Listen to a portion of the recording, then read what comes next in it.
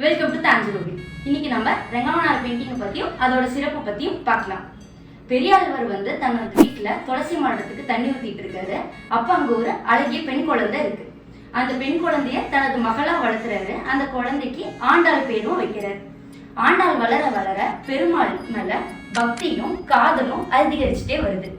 பெரியாழ்வார் பெருமாளுக்கு டெய்லி மாலை தொடுக்கிறது ஒரு வழக்கமா வச்சிருக்காரு. அந்த மாலைய ஆண்டாள் பெரியாழ்வாருக்கு தெரியாம எடுத்து தனக்கு அணி வச்சு அழகும் பாக்குறாங்க. அப்போ ஒரு நாள் என்ன ஆகுதுன்னா, அவங்களோட முடி அந்த மாலையில இருக்கிறத பெரியாழ்வார் பார்த்துறாரு. அதனால பெரியாழ்வார் புதுசா ஒரு மாலை தொடுத்து பெருமாளுக்கு அணிவிக்கிறார்.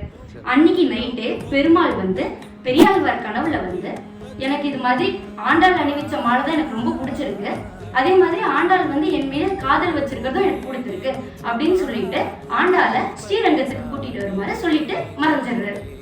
அடுத்த நாள் பெருமாளும் ராஜமன்னார் கோலத்துல அலங்கரிச்சு ஸ்ரீரங்கத்துல இருக்காரு. அர்ச்சகர் கிட்ட ஆண்டாள பல்லாக்குல கூட்டிட்டு வருமாறு சொல்றாரு. ஆண்டாள் கருவறைக்கு வந்ததுக்கு அப்புறமேல ராஜமன்னர் கோலத்துல இருக்க பெருமாளுக்கும் ஆண்டாளுக்கும் கல்யாணம் நடக்குது. இது இன்னமும் ஸ்ரீவில்லிபுத்தூர்ல ஆண்டாள் பெருமாள் கல்யாணம் ரொம்ப விமர்சையா நடக்கும். அந்த பெருமாளையும் ஆண்டாளையும் கருடாழ்வாரோட வச்சு தாஞ்சூர் பெயிண்டிங்ல பண்ணியிருக்கோம்.